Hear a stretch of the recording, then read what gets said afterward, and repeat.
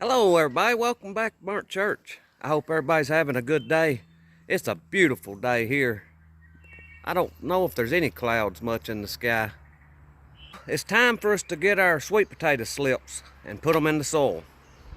We're going to get the ones over here with the Electroculture first. And then I've got some more out at the sawmill and some sawdust that's started. We don't have a lot of slips. I'm hoping that they'll put on some more. I still have a few more weeks to get this done, but these are ready now, so we need to get them in the ground.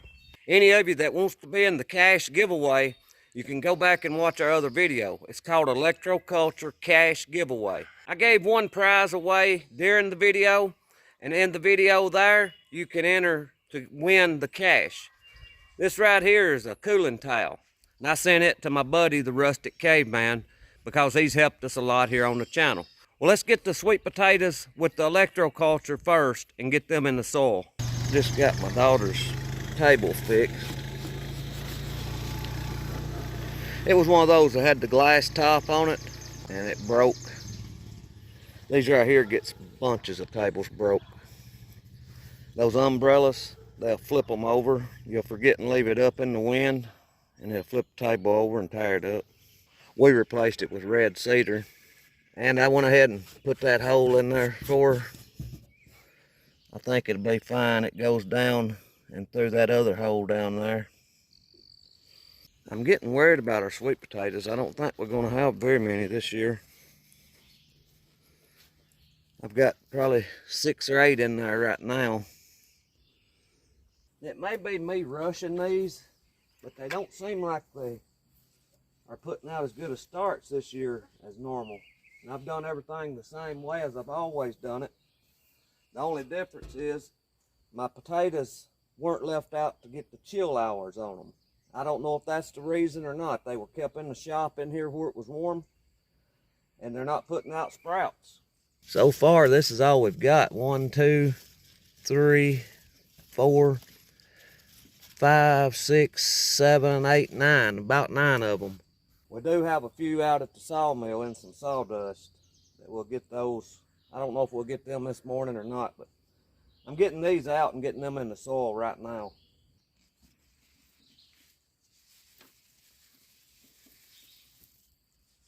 Now, I just need to try to get these separated. Our garden's looking pretty good. Some of the stuff's getting grown up a little bit. Our strawberries here needs the weeds cleaned out of them bad. It's been so wet that I hadn't been able to do it when I had time because the ground's so wet. I think this mystery plant right here is going to turn out to be a pumpkin. It's got some damage going on here. I think the stink bugs has done started hitting it pretty hard. It just come up voluntarily. Now our mulberry tree, it's looking pretty good. It's putting on new growth since we've set it out here. So I think we're in good shape with the mulberry. I think it'll live now. I was kind of worried about it. I damaged the roots a little bit whenever I dug it up, but I think it'll be all right. Here's our corn that's got the Electroculture on it. It's probably not going to show up anything right now. We hadn't had the coils in place very long. Now it has grown quite a bit since we put the coils in. It was about 18 inches tall when we put those in, and it's probably 3 foot tall or better now. But everything looks about the same down through there, growth-wise. Our potatoes, they're Cadillacing right along. Those new potatoes are good. Any of you that if you're new to growing potatoes, most of the time when you start seeing the blooms come on your potato, you can start digging them then and getting little new potatoes out from under there. And man, they're good boiled whole. This is our hill we made. It's been several days. It hadn't settled as much as I'd like for it to. I'm probably going to start at this far end down here. It gets more sunlight, and I'm for sure wanting these potatoes to do good. If we don't have enough to fill this whole row up, we'll do something else with the row on down there at the other end. You see this tree back here behind me? It shades this end of the garden down there. And they'll grow there pretty good, but I don't want to risk just a few that we have down there. I'd rather put them down this way. I forgot the little trowel to make my holes with. I went back to the shop to get it. I found part of an arrowhead down here towards the end of this row.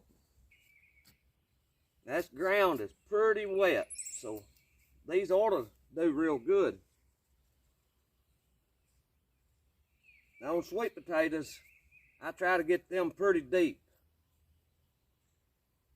in the soil.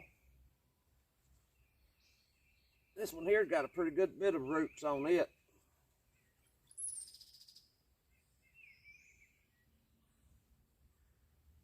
Most of the time, they will transplant pretty good.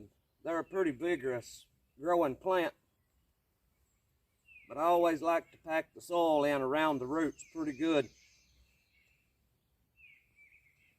Now I'll come back and put a little water on these once I get them planted. If your soil's real dry, you can put some water down in the hole with them. It's not a bad idea,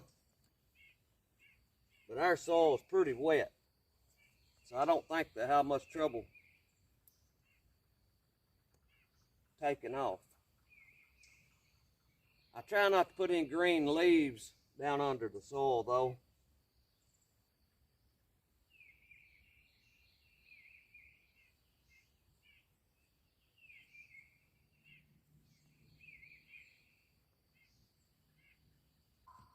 I've got these spaced about 2 foot apart is what I've got these.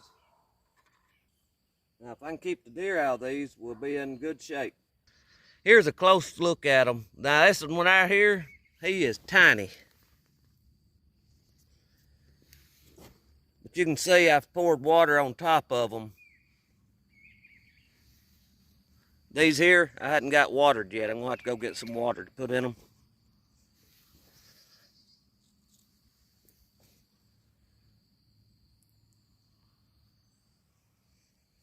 I always try to use rainwater to water my plants with, especially young plants like these that I've just now set out.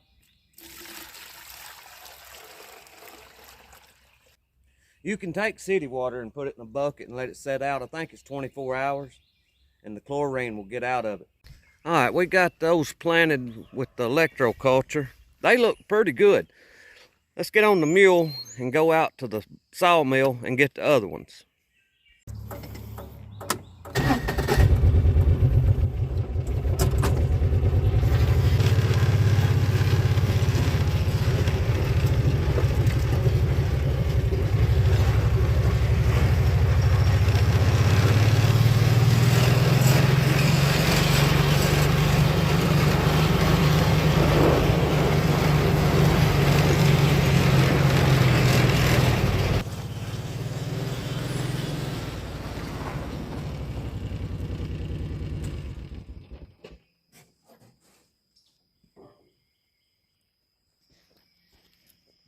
We've got them right down here in some of this older sawdust.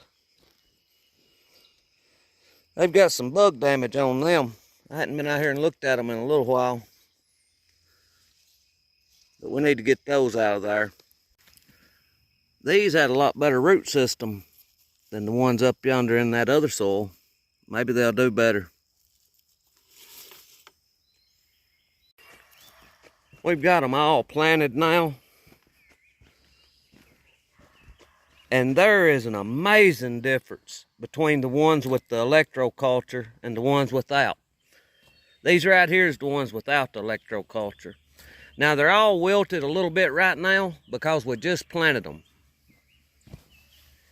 But the ones without the Electroculture, they have a lot of bug damage. A lot of bug damage. And they're not as pretty. They just look like a different kind of sweet potato.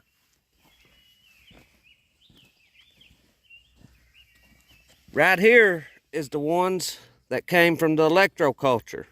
Now y'all seen them before they wilted. Look how much prettier and better looking these leaves look. I mean, look at the veins in that leaf. They just look like a different plant.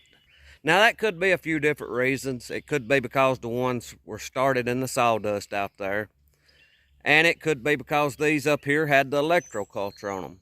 I don't know. We'll watch them as they grow. I'm going to add some electroculture to these that we had started with it, and I'm going to let it grow with them. They've all been put in this hill here that has the same amount of fertilizer in the whole hill. So we should see a little difference maybe later on and see if the electroculture is doing anything to them or not. The sweet potatoes is one of the plants that I would recommend growing on a homestead. They're pretty easy to grow. They store real well, and they're, in my opinion, they're almost a superfood. You get a lot of vitamin and nutrients from sweet potatoes, and you can do a lot of things with sweet potatoes. We've made sweet potato bread before, and it turned out pretty good. So I was kind of amazed at the difference between these sweet potatoes, the ones with the electroculture and the ones without. I do know one thing. Next year, our sweet potatoes will be left in the storm cellar to where they can get some chill hours. I think that has affected us big time this year on the amount of slips we're getting. I think we'll go ahead and stick these electroculture coils in the sweet potatoes over here now. That way I won't forget it. We'll have it done right now as soon as we got them put in the soil. Our first coil I'm going to put right here. Push it down in there as far as I can get it. I believe that's about it. We've got it pointed towards the north. That should get those two. Then we'll put another one right here by these. Same thing with it. I'm going to push it as deep into the soil as I can get it.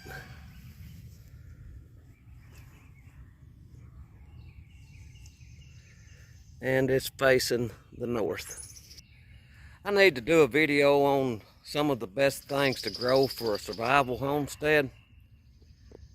Sweet potatoes is one of them that I would have in there. I'll show you right now one more that I would think would need to be on a survival homestead.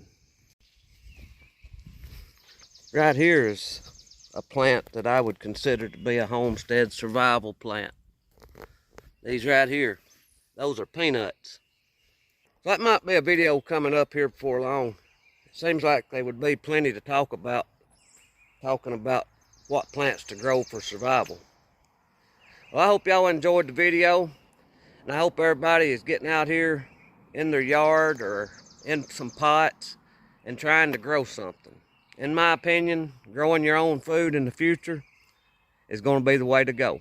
It's the way to go now if you can grow it. Right now is the best time to be experimenting with growing, learning what works and learning what don't. That way, if it ever is an emergency and you need to feed yourself, you already know then what you can do to produce the most food. I thank you for watching. I pray God blesses you, and I'll see you in the next one.